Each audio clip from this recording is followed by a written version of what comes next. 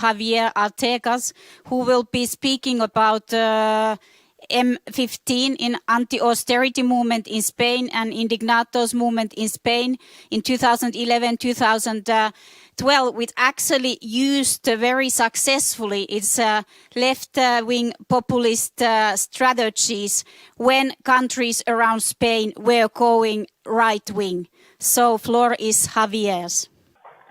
Hello everyone, my name is Xavier Artigas. I'm a filmmaker and an activist based here in Barcelona.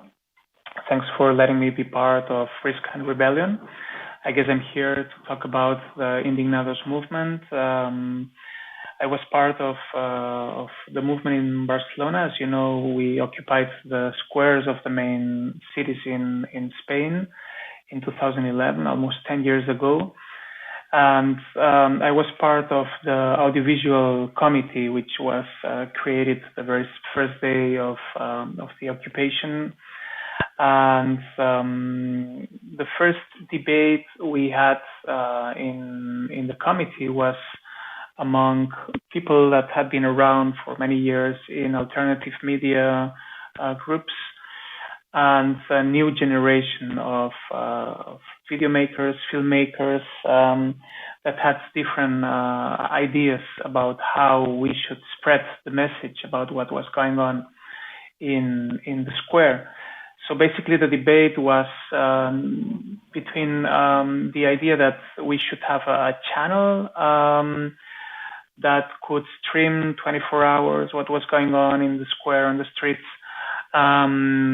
and the younger generation defended a new system of short viral videos that had less information but were more sexy, so that people would share them through social media, Facebook and Twitter at that time.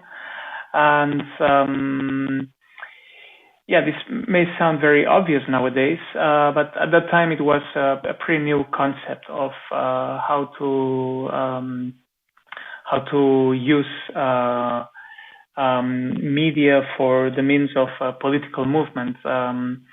So the viral video system proved to be very effective, because if you have a channel that you should visit in order to get the information, you will have mainly activists and people that are already convinced that go there to see what's going on. But if you have a short video that people find it's funny or very interesting, and it's very easy to share through social media, it's easier that the message comes to you, although you are not a person that is already an activist or that shares already these ideas.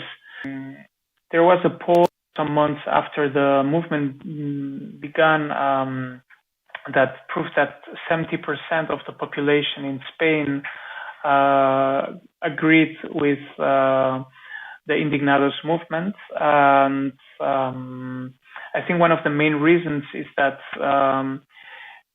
we focused on unemployment, which was a common sense thing, and we mixed it with corruption, political corruption. So we could basically spread the message that the responsibles of the crisis was the 1%,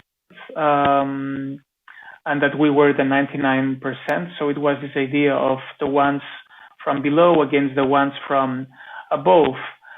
And it's interesting that happened in a country like Spain, which has a very long fascist tradition, as you probably know, and where people are pretty much right-wing in general, because the countries around us had a very different reaction to the crisis, the financial crisis at that time, which was a reaction of racism and far right-wing movements.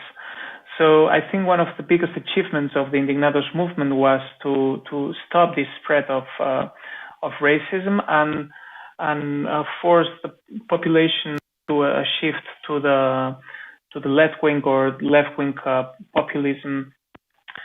One of the annoying things that I wanted to talk about is the fact that we observe nowadays how the far right wing movements use exactly the same techniques that we were using 10 years ago in order to spread our messages, which means the use of social media, the use of memes, the use of viral videos. It opens the debate